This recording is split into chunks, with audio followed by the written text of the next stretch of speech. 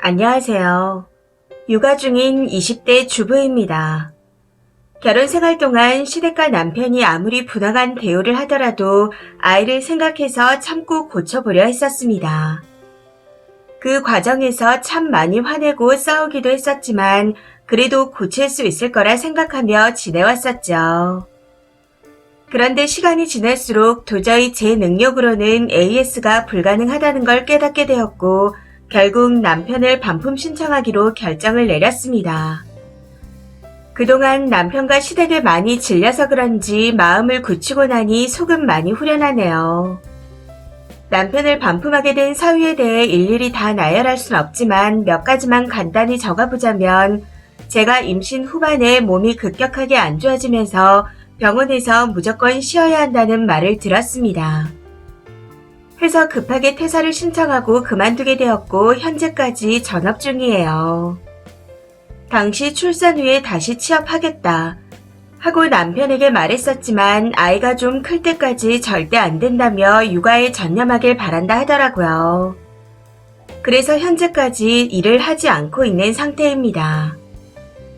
사실 임신 후반에 병원에서 꼼짝도 하지 말라고 했었지만 저는 아이를 낳은 그날까지 부엌 일을 했었습니다. 그런데 제가 일을 그만둔 직후부터 시어머니께서 너도 참 나이도 어린데 유난이다 하며 저를 집에서 노는 사람 취급을 하시더라고요. 이건 지금까지도 먹고 놀면서 아무것도 안 하면서 하고 말끝마다 내뱉고 계십니다. 예를 들어 냉장고에 같은 반찬이 이틀 정도 있으면 집에서 먹고 놀면서 남편 반찬에 신경 안 쓴다. 이런 식이죠. 그때마다 저도 집안일 하랴 아이 보라 정신이 없다고 한마디씩 했었지만 소용이 없었습니다. 그리고 시부모님한테는 대학생 막내딸이 있습니다. 저한테는 시누이죠. 시누이와는 좋지도 나쁘지도 않은 관계를 유지하고 있는 상태였는데 시누에게 들어가는 비용을 저희 집에서 다 대고 있다는 걸 알고서 문제가 터졌습니다. 저와 결혼을 하고 난 후 신우가 치아 교정을 했는데 그 비용을 다 내줬더라고요. 이외에도 다이어트 약과 PT, 학원비 등 들어간 돈이 한두 푼이 아니었습니다. 거기다 매달 30만 원씩 용돈까지 아내인 제 동의 없이 몰래 지출을 하고 있었고요.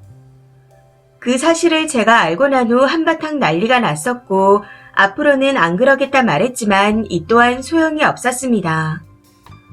요즘은 선지급을 하고 난 후 저에게 통보 형식으로 알리고 있거든요. 너무 기가 차서 시부모님이 해야 할 일을 왜 네가 하냐. 지금은 우리 아이를 위해서 저축을 해야 할 때다. 하고 여러 번 말했었지만 두 분 다 일을 안 하시는데 돈이 어디 있냐. 내가 번 돈 내가 알아서 쓰겠다 하며 적반하장으로 오히려 화를 냈습니다. 그리고 시댁의 시부모님과 시누이 이렇게 셋이 살고 있는데 어느 순간부터 셋 모두 번갈아 가면서 연락도 없이 저희 집에 들이닥칩니다. 연락하고 오라고 몇 번을 말해도 가족을 보러 오는데 그런 게 왜 필요하냐며 무시하더군요. 그렇다 보니 느낌상 이때쯤 오겠다 싶을 때에는 갓난 아기를 데리고 아침 일찍 친정으로 피신을 간 적도 많았습니다.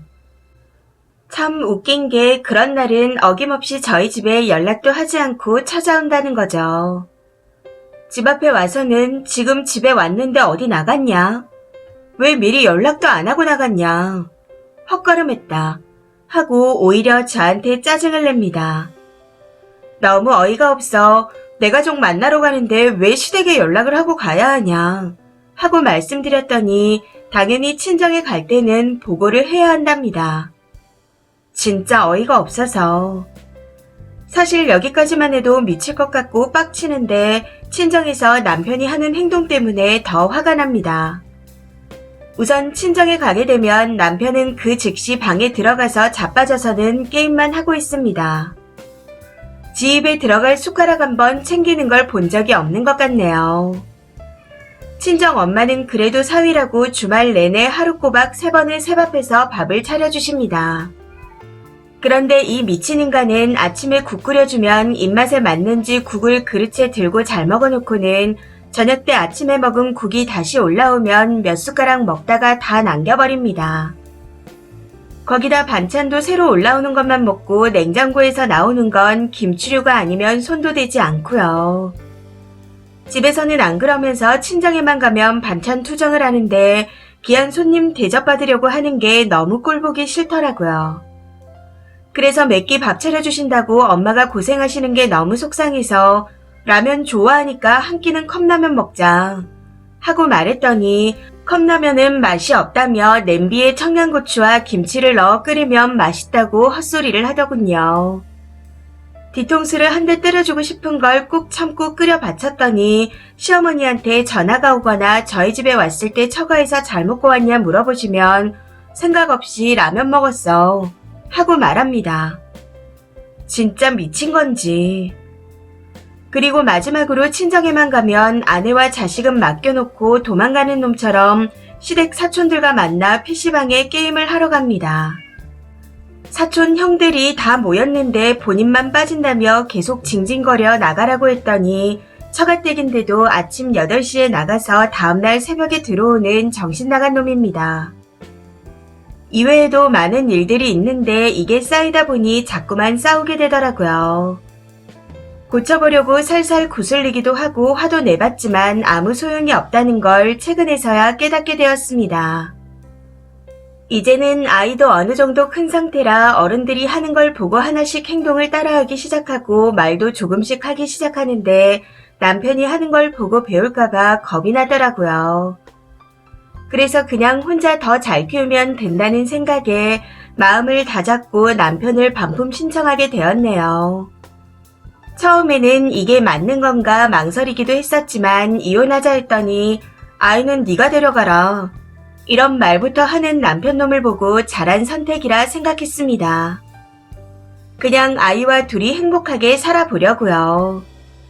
다른 분들은 어떻게 생각할지 모르겠지만 저는 잘한 결정이라고 믿어보려 합니다.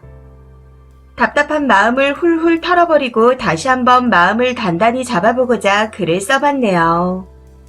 긴 글 읽어주셔서 감사합니다. 댓글입니다. 첫 번째. 솔직히 말해서 지금이라도 이혼한다니 다행이지만 저 정도면 결혼 전에도 노답이었을 텐데 결혼은 왜 했는지 모르겠네요. 그 마음 흔들리지 마시고 하루빨리 정리하셔서 아이와 행복하게 보내세요. 두 번째. 면접 교섭도 잘 협의하세요. 아기 어릴 땐 쓰니가 동행을 해야 합니다. 사실 좀 커서 제일 예쁜 짓 할 때는 그 집 식구들한테 보여주기 짜증나요. 거기다 애가 말귀를 알아들을 때가 되면 애한테 엄마 욕도 하거든요. 몇 가지 유의할 점을 알려줘도 안 지킵니다. 먹이지 말아야 할 거, 약 먹을 시간 등 하나도 안 지켜요. 아빠를 만나고 오면 꼭 며칠씩 애가 아프고 그래서 정말 개 짜증납니다. 이건 경험담이니 참고하셔서 잘 협의하세요. 세 번째. 남편놈이 집안 교육을 더럽게 받았네요. 전 친구 혼자 사는 집이나 집들이를 가던지 해도 주는 대로 맛있게 먹고 잘 먹었다고 설거지까진 못하지만 뒷정리까진 도와주는데 삼시세끼 꼬박 받아 처먹으면서 손 하나 까딱 안 하다니. 거기다 시도 때도 없이 쳐들어오는 시가 사람들까지. 반품 결정 잘하셨습니다. 네 번째. 생각 없이 라면 먹었다가 아니라 뭐 대봐라 라면 먹었다. 딱 이거 같은데 멍멍이만도 못한 놈이네요. 가족이 어디까지인지 구분 못하고 책임을 어디까지 져야 하는지도 분간을 못하는 것 같습니다. 내 동생이면 장대비에 먼지 나도록 때려줬을 건데. 다섯 번째. 한 살이라도 젊었을 때 남편으로부터 독립해야 쓰니도 살아요. 정말 잘했어요.